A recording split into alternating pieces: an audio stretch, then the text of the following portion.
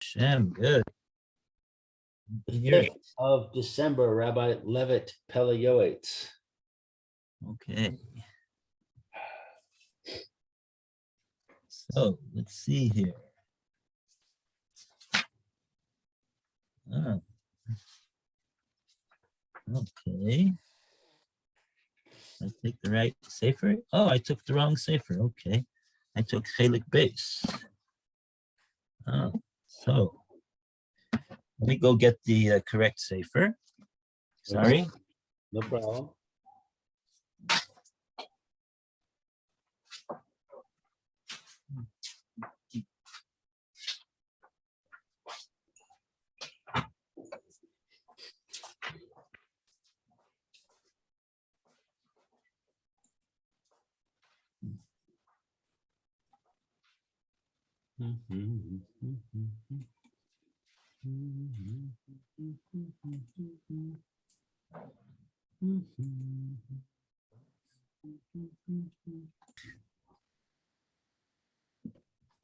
Okay, so Good morning. Good morning, Morning. Alan. How are you? Baruch Hashem. How's everybody? Oh, Good, thank God. Kodesh Tov. Chodesh Tov. Good morning. Tomorrow I'm going to the lawyer, so I won't be going to the shiur.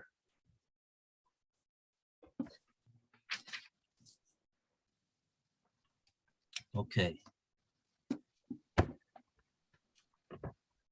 All right, so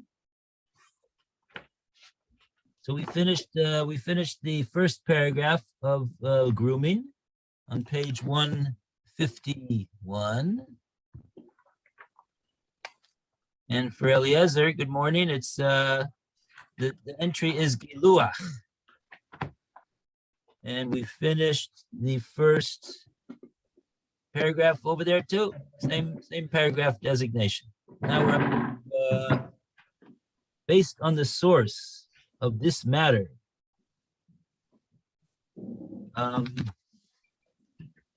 Not sure what matter is that he's talking about. We'll see what he says. And we'll figure out what the matter is that he's referring to. Okay, so we ask Lut to start off the reading for us. Please. Based on the source of this matter, one understands that those individuals who grow their older son's hair for beauty and good looks are not doing a good thing. For besides violating, a man should not wear the garment of a woman, there also is a need, according to the secret matters, that his hair should fall out onto the ground in order to remove the evil dominion from upon him. A person may allow his hair to grow during the days of the Omer, when, according to mysticism, it is proper to not to get a haircut from Erev Pesach until Erev Shavuos. This is an appropriate custom to follow in order to provide pleasantness for our Creator, on condition that a person states that he is doing it bli neder, without a vow. This condition is proper to make for any good custom that one may keep. I think that's the end of the paragraph. Yeah, Yes. okay. That's the end of it, yeah. So what is it talking about? Growing their older son's hair for beauty? Is this a custom that I'm not aware of? No, it's not a custom. He didn't call it this he didn't call a custom. This is just a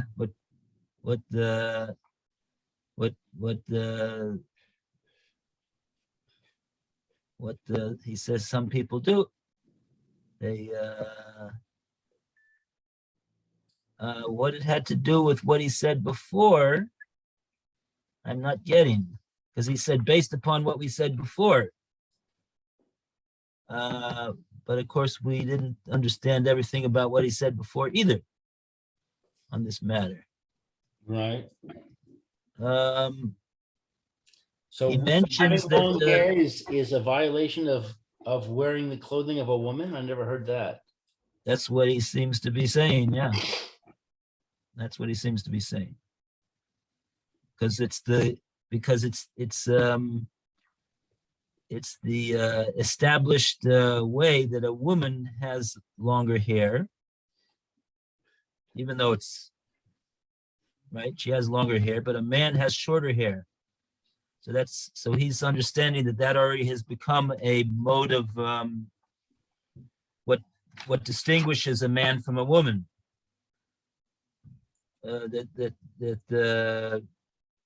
Just like women have different types of clothing, and a man cannot wear in the way of clothing of a woman, so he also cannot groom himself and let his hair grow like a woman does. So that's what he says about that.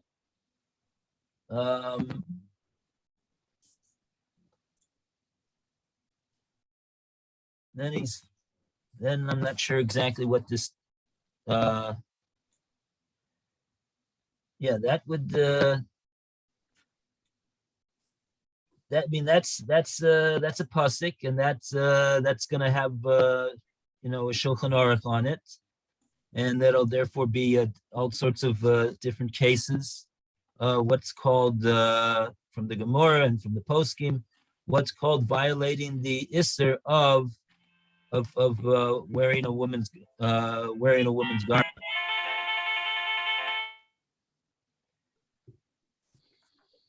Right. So that's one thing. I don't know if that's there's a consensus on that. I don't know. I have to take a look in the halacha about that. What type of things they talk about. Yes, Roy. That you're talking about is to do with what longer hair. Yeah, he's discussing a man, a male having long hair. Yeah. Not sure exactly how long is too long. Mm. But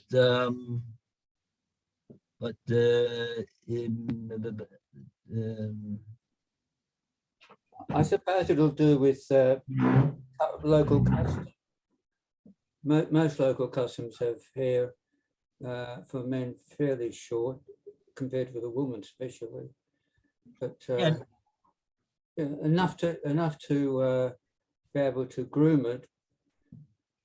I mean, our hair is getting a bit short and sparse. But, yeah.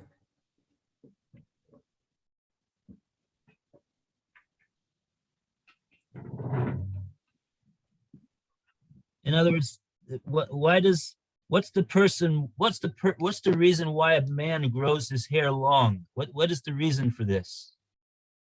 Why is he doing this? I think probably a few reasons. One of them would be, if you're not talking about a specifically from person, just talking about just the average guy, I think probably one of them is to be different to everybody else, to show that you're independent. Another one might be that's the way you see the people that you mix with doing things like that. So you don't want to, so you sort of fit in with your friends.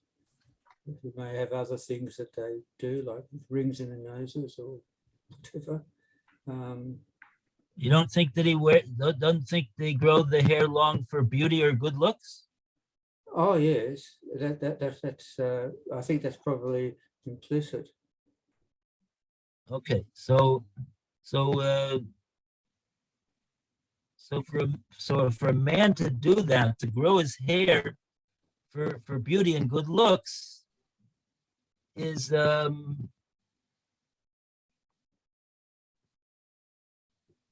I think is the reason why he's saying over here it would constitute a violation of this pasuk over here. But you don't want to look scruffy. So you need to comb your hair to a certain degree to and have it a certain length so that it doesn't look awful. Well, even it doesn't matter. Even if it's perfectly groomed and he went to the, whatever, it's very neat. We're not that would not take it out of this pasuk. That would in fact perhaps make it even more likely that it would be regarded as a violation of this pasuk, because that's exactly what women do. They go to a beauty parlor and they're very concerned about their hair and how and the way that it looks and everything of that sort.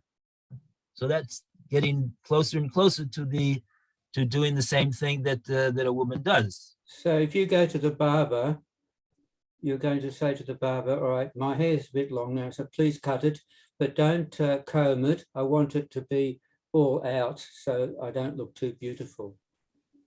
No, you don't have to look disheveled. That's what I'm saying. There's no mitzvah to look disheveled. No. Yes, that's what I'm saying. If your hair is neat, it's got to be neat. This is another way of saying what you just said. Yeah, even a man. He actually did. I think if I remember correctly, or maybe I'm thinking of a different. I'm thinking of a Tosos in Nazir.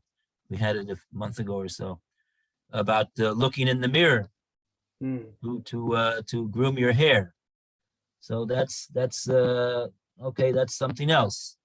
But okay. How about going to the? He's not talking about that. He's not talking about that. He's talking about that they grow the hair. They grow the hair for purposes of, he says, the noi, for beauty. How about going to the secular for a minute and remember Fonzie? He takes his brush, his comb, and he said, "Oh, my hair's okay.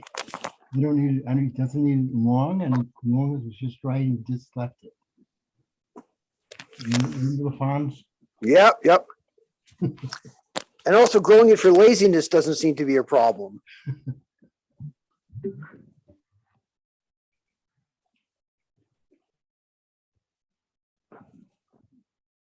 Okay, so fine. Okay, so that's what he says about that. Even though he says that, in other words, if it's of a minig, there's a minig to let the hair grow between Erev Pesach and Erev Shavuos, he mentions. So that is that's not because he wants his hair to look beautiful or for good or anything of that sort. It's based upon whatever, it's not based upon that. So that would be allowed. That would be allowed. There's no doubt about that. That's appropriate. Now, it's interesting that just the last thing before we move on over here, he makes an important point about all customs and different conduct that he's doing it b'li neder. He's doing it without any vow, without any obligation to continue to do that action. So he should always say b'li neder before he starts any good custom. but he's going to try to do the following thing. Okay. Okay, now we go to the next paragraph, and we're continuing with Giluach, grooming. And we go to, who's next over here? Eliezer. The Kasu Gure Aryeh, is that the Gur Aryeh? No. This is somebody different. Ah, No, No. he says, what he says is that the Gure Ari is a bit of a play on words. The Arizal, right? His Rashi Tevis are Ari, which is lion, and right. the Gure are the cubs of the lion. So those are His followers. yes. Kasa Gure Ari, Zikron Levracha, Shebeshas Hagiluach, Yekavin She'eno Maniach Lahakif Pas Rosho, that at the time you're cutting your hair, you should have the intention to not leave the corners of your. He should have kavana that at the time of the haircut that he is not going to allow. He's not going to allow lahakif to cut off the corners of his hair, or to trim to cut the corners of his beard, the Kayam Azar Boro, to fulfill the warnings of Hashem. Uvizeh Hashuv Kilu Kayam Halo Tase Bikum Ase. And with that, he will be able to fulfill the Lo Sase through an Ase. B'nai Noheg Lomer Kodem Giloch, and I am accustomed to say before I get a haircut, L'shem Yihud Kedusha Brichu, in the name of Hashem, who Brihu, who Shekin Ushchinta and Shchina, Harini Muchan Lagalech Saros Roshi Likvod Shabbos.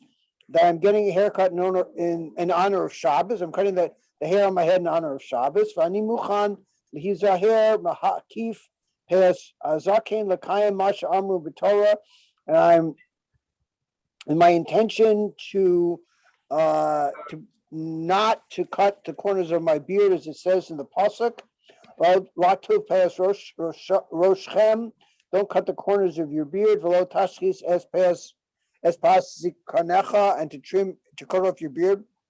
Okay. Hakol Kasher Lakol Lasos Nachas Ruach Liot Strenu, and all of this is to give honor and pleasure to the one who created us. L'taken or devorm, fulfill his words. B'shrashim b'makom elyon, that come from above. V'hi noam v'chulu v'yivra elokim v'chulu. I'm not quite sure what he's quoting at the end. Oftentimes, when they have these Yehivatzons at the end of the Yehivatzon, they include this pasuk, which we say on Motzi Shabbos, actually, and right, you know the pasuk. Let's just take a look at this pasuk while we're at it over here. You'll find it in your Mariv after you finish Mon Esrei on Motzi Shabbos. If you know where that is in your siddur, sometimes they put it in all sorts of interesting places. What do you say on Motzi Shabbos after Shmon Esrei? each sitter seems to have their own idea of what they want to do. So Yeah, unless you know what your sitter does, you're going to be liable to engage in a wild goose chase before you find where it is that it says it. absolutely. Okay, here we go. In my sitter over here, they have it very convenient. So we say, Vihi Noam, Hashem Elokeinu Aleinu, right? We say, after we said Shmon Esrei and Motzei Shabbos, we say, may the pleasantness of Hashem, my master, Elokeinu Aleinu, be upon us. The Noam of Hashem should be Aleinu, upon us. Umasi Yadenu, and the work, the product of our hands, our actions. Konana Aleinu. He should establish them for us. Umasi Yadenu, and our actions. Konaneu. He should prepare them and establish them. In other words, when we're about to do something, this is a pasuk which we quote. We are that we have siyata d'shmaya, that what we do and in a positive sense and in a sense to stay away from the things that we shouldn't do, that we hope that this will Hashem will be with us, and we have siyata d'shmaya in our endeavors. That's this pasuk. Okay. And the next, what was the next thing that we had over there?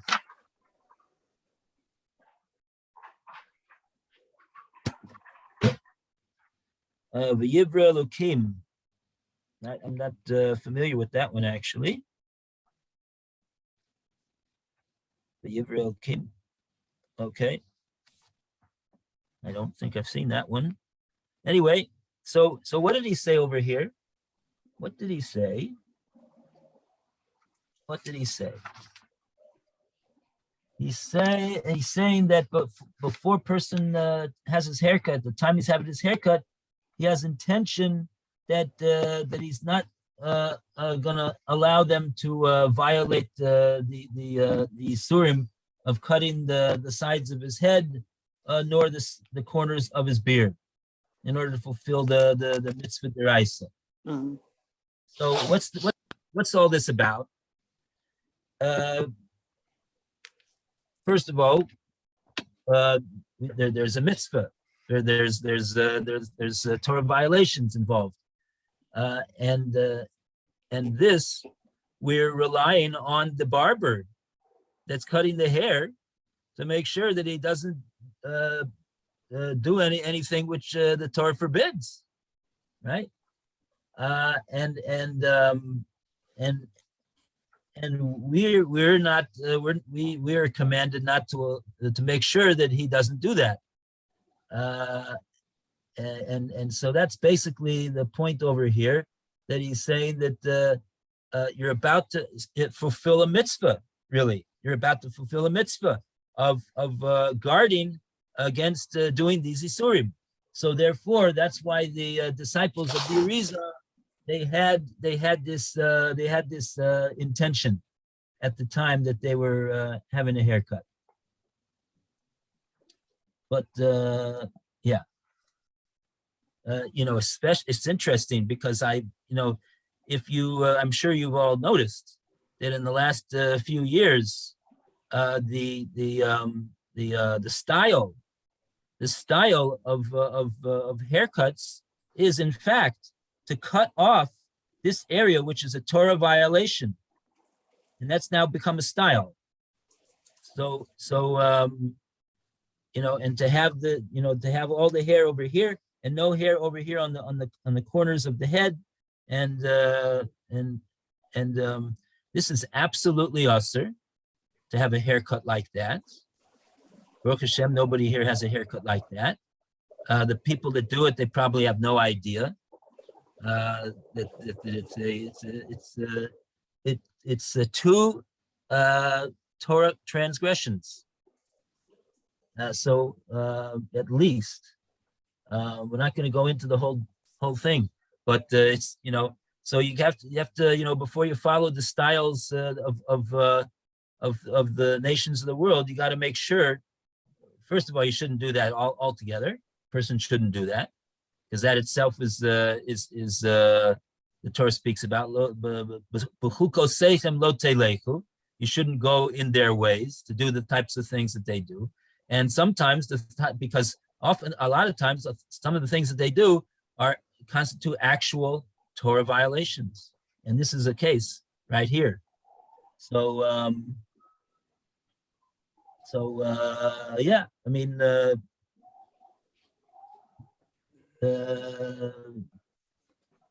your barber has to be aware of the fact that he's got to do the haircut in the proper way. Okay.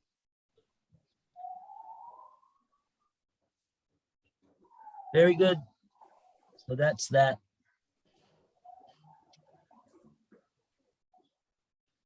And we go to the next paragraph. It is proper. We ask Alan. Okay. Continue. It is proper for a God-fearing man not to cut his beard at all, neither on his face nor on his neck, because he causes a great evil upon himself. In regards to his sidewalks hair, it is good for every man to conduct himself according to the opinion of the Arizal, to leave uncut the hair from his ears to the ends of his temples. This is a place of hair that extends beyond the forehead. The measures of his height is slightly above the height of the ear. Why should not every man do this act of piety and similar ones? What effort does it demand, and what monetary loss is there? The very old manners, and these very old manners bear fruit in the upper realms. Why would one not have pity on the honor of his maker in a matter that requires so little? Therefore, every man should conduct himself as a Torah scholar and not be concerned with scoffers who call them the sidewalks of a sage. Oh. So you see. Interesting. Okay.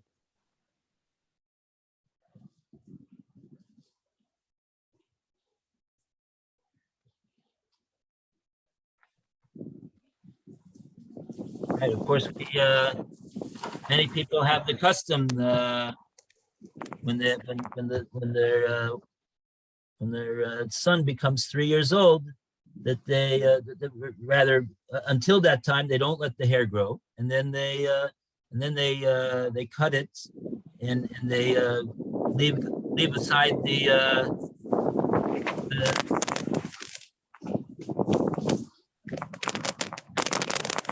Ezra, could you mute, please?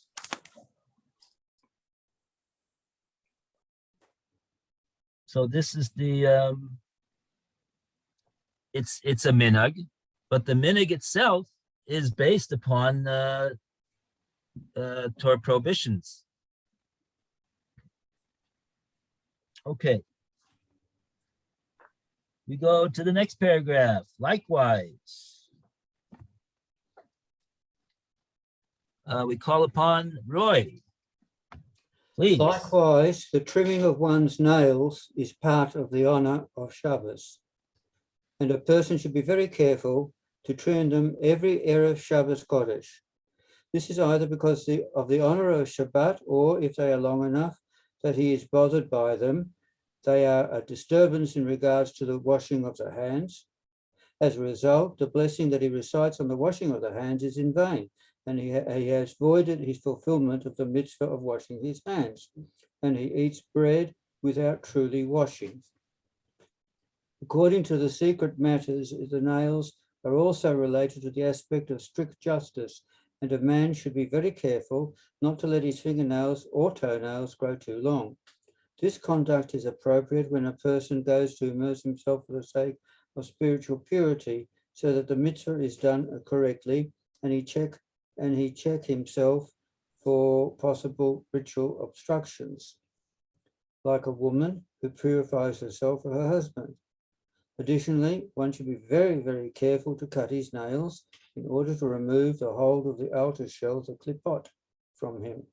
The custom of many people only to be careful regarding their fingernails is not good. It is good to be careful not to cut them sequentially, even though the Arizal discounted this. In any case, he did not prohibit it.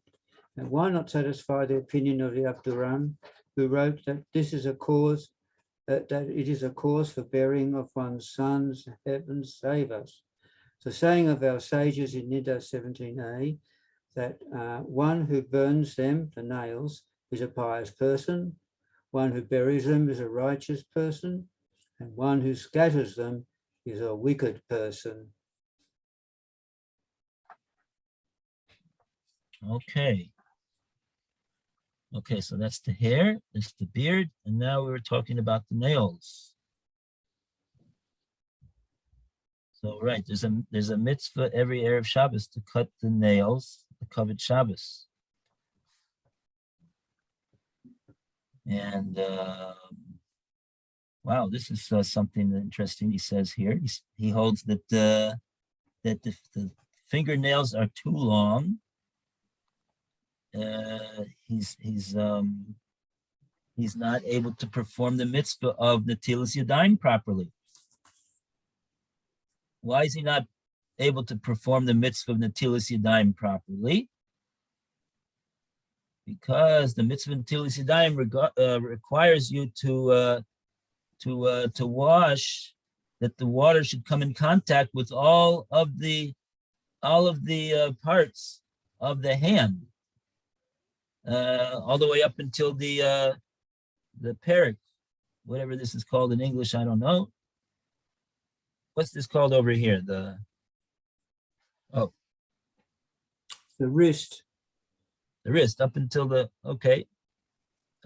wrist, right? And oftentimes people don't know you're actually supposed to. That says in Shulchan Aruch you're supposed to go like this after you wash your hands to ensure that every part got washed. So if somebody has long nails, so it's a possible chatzitza. It's a possible obstruction that blocks the water from entering that part of the at the tips of the fingers. So that's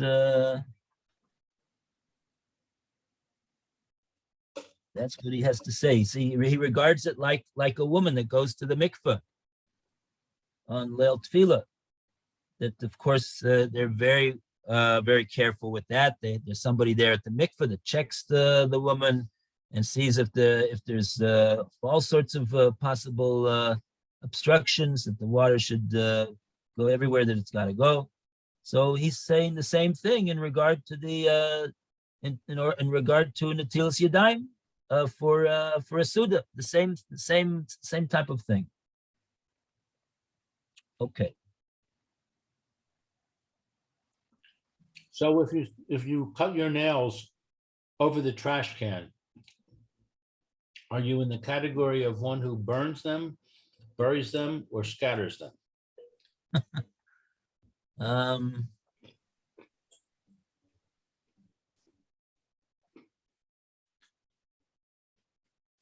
Yeah, I mean, in any one of these things, any one of these activities, if a person's not doing it, paying attention, he could not burn them all, and then they're just hanging around wherever they are, where they're the unburned nail.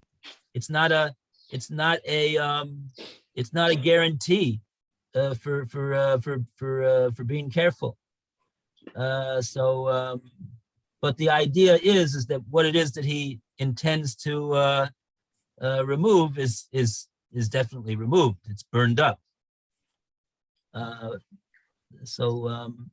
the main thing is that it shouldn't be in a place where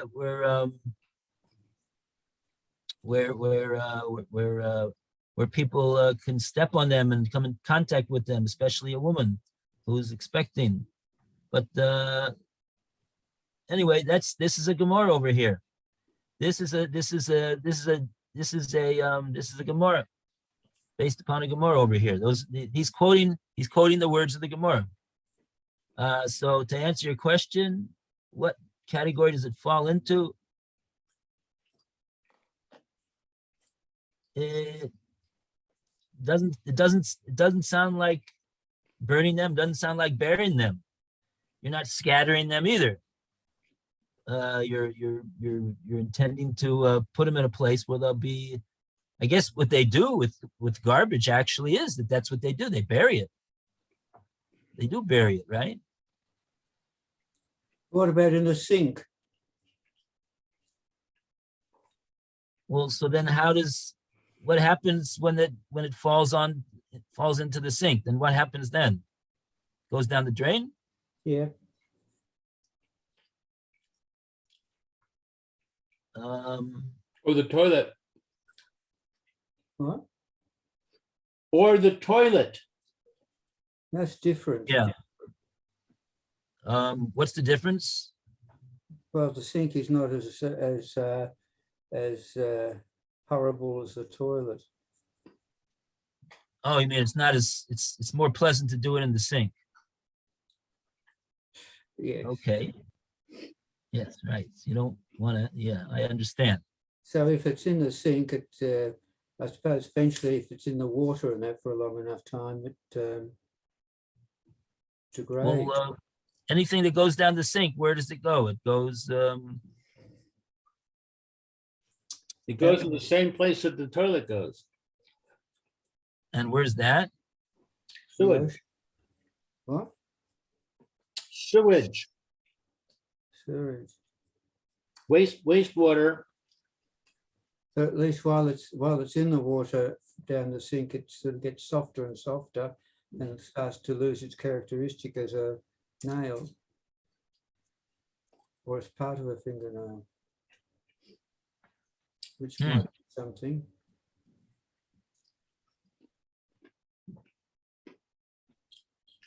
I once saw a person cutting their nails over the toilet. Yeah. Yeah. Right, but I'm just talking about the sink.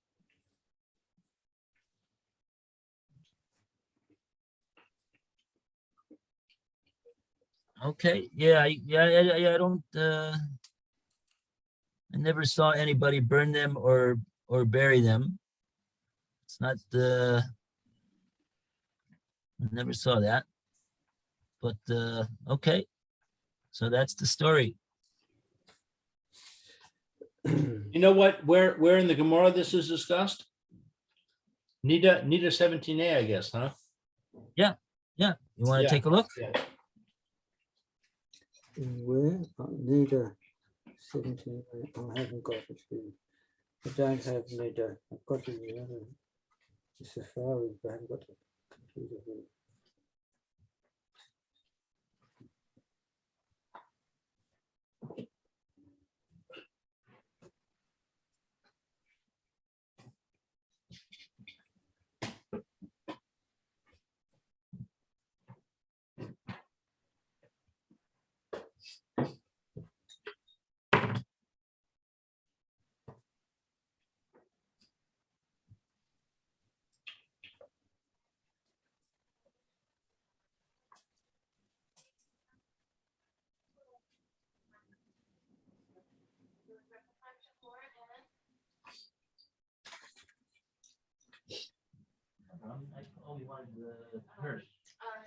Erev Shabbos Magen Avraham.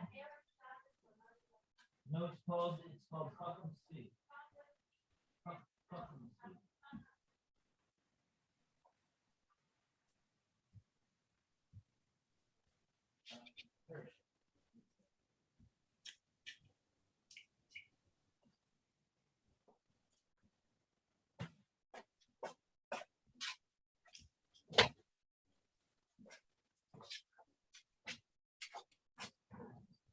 Okay, let's see.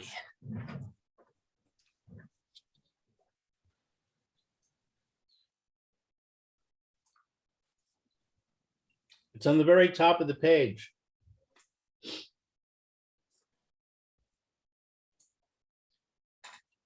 Yeah, Mashtin Maim Orum Lifnei Mitoso.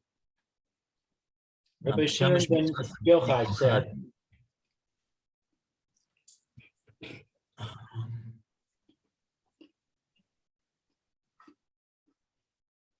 Oh, okay. It's about 10 lines down. Amr of Shimon, Amr Ish Lokish. No, Amr of Shimon ben Bar Yochai. Ben Yochai. Hey Dvorim Hein Sha'osa Osan Nischayev Benafshoi. The Dama Barosho.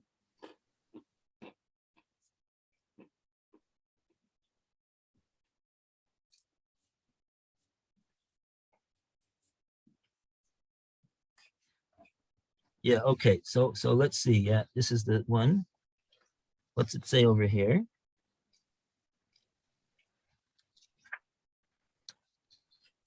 Let's see over here. What does it say?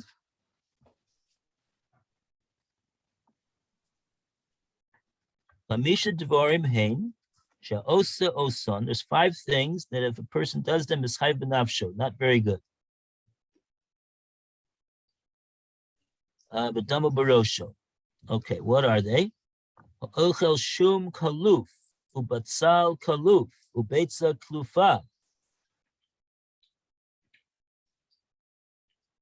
Okay, this is interesting. We were just talking about this. How to do with onions and garlic. But we're not going to talk about that today. That's not what we came here to talk about. That's one thing. Shosa mashkin mizugin.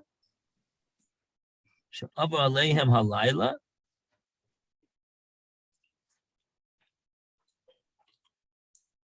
A drink, any drink, mizugin that has been mixed. Sha'ava aleihem halayla that passed the night. Okay, we're not going to talk about that. Halan bebeis akvaros. Don't sleep in the base akvaros. Hanotel tzipornov bazarkon the rishus harabim. He cuts his nails and then he casts them into the public thoroughfare. Okay, so that's not the thing to do. Okay. Now we're looking for actually what. So that's what Rav Shimon Bar Yochai, he mentions 5 different things. Other is Meschai Benafsho. But where do we have what the proper thing to do with them is? So the Gemara is going to analyze all of these things over here. yeah, if you go down about another 10 lines, it picks it up again.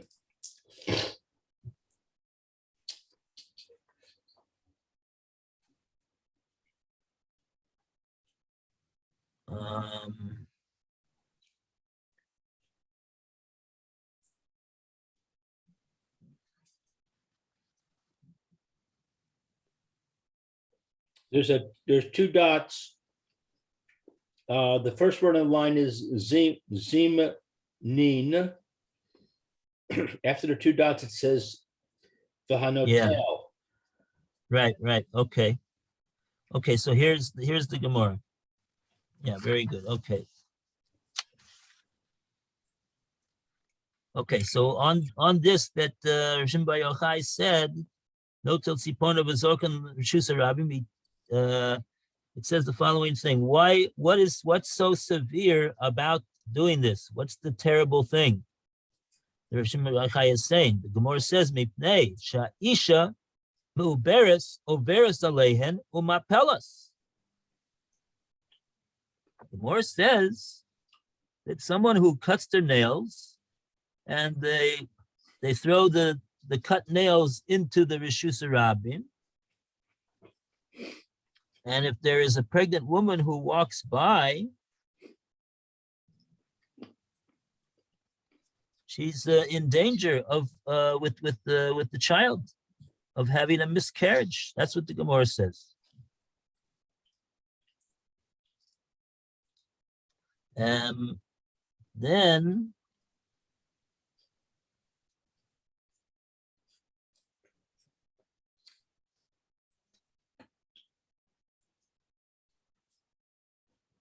okay, there's a lot of conditions over here.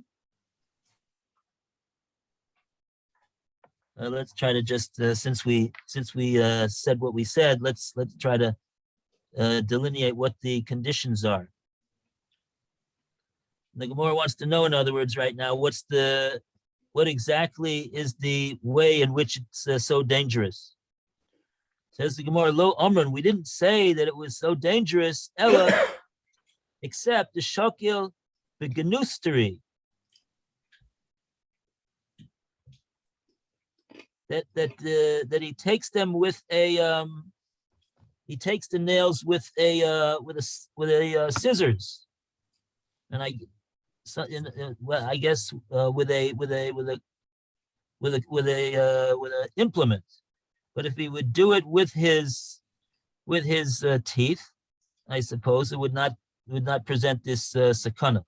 Ella the shokil the yodei with the chare. Only when he takes all of the nails of his hand and his feet.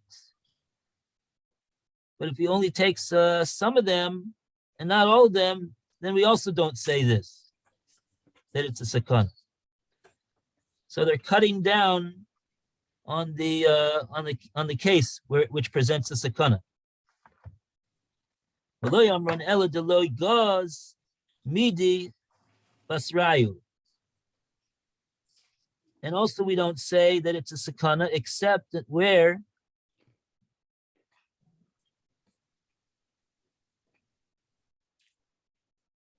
it goes midi basrayu, that he cuts something afterwards. Don't know what that means. Aval goes midi basrayu leislan bo. But if he just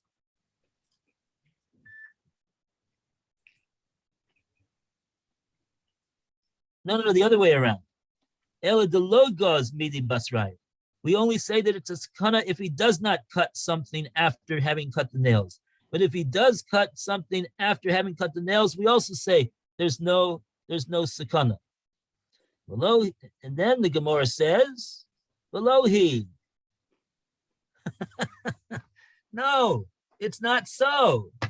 It's not so. L'kula milsa chayshinen. In all of these cases as well, says the Gemara, we are choshesh. We are concerned for the sakana. Okay, that's an introduction, and now we have the.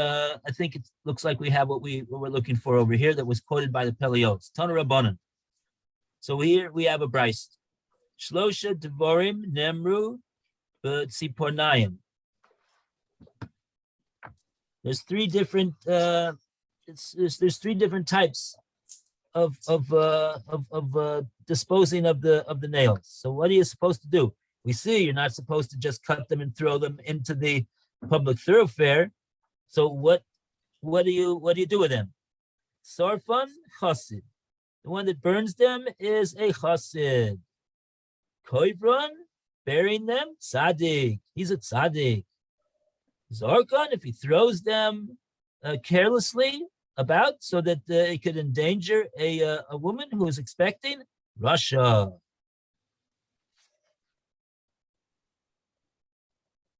And then the Gemara goes on to another subject. So that's the end of the subject. So what do we have to say about this? There's a number of footnotes in the art scroll Yeah, okay. that seem to reiterate that the concern is that a pregnant woman will walk over the nails. Right.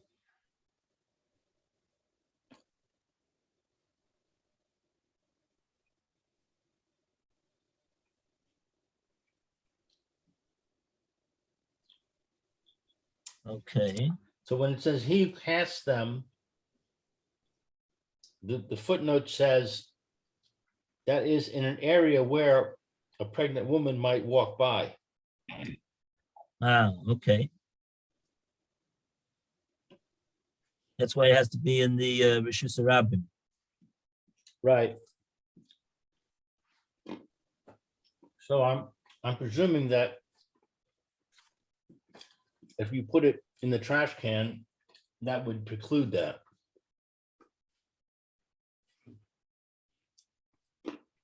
Right. Is that the only fear?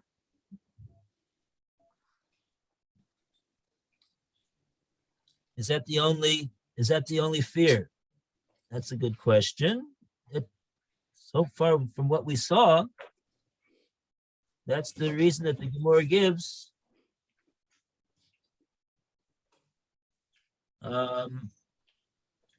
My footnote says that there's a Ramban that comments on the idea of the women walking. Mhm. I don't know if he answers Roy's question, but that might be a place to look.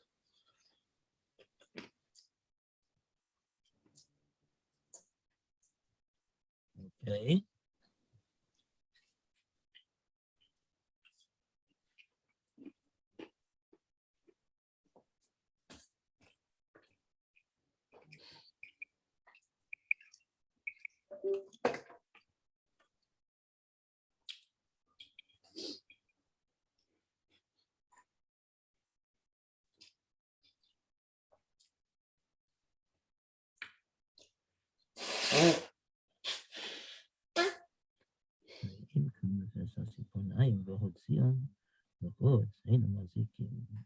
Number 27.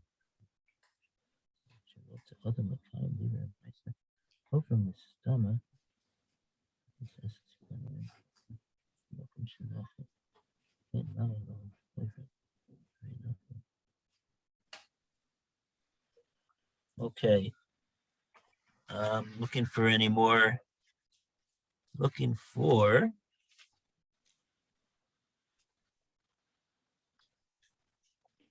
See if we have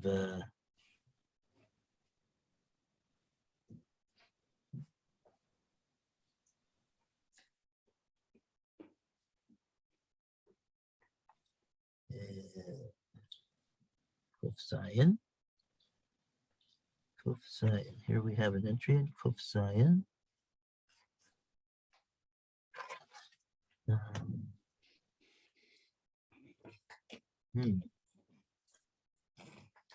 No. Test.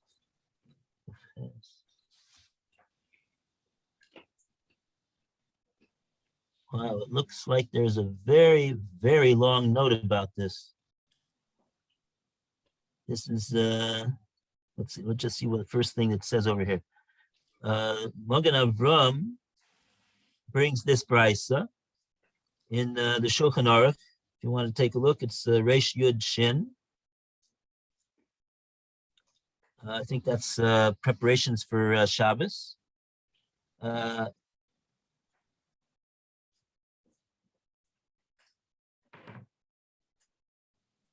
Oh, interesting. Oh, no. It's not in, well, it's interesting that the later poskim are in wonderment why the Rambam and the Shulchan Aruch left this Gemara out of their code.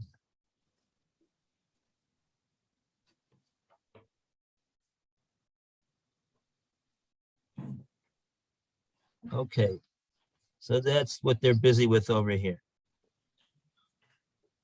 Okay, very well.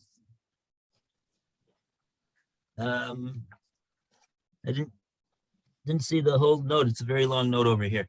Anyway, so that's the story with that for the time being. And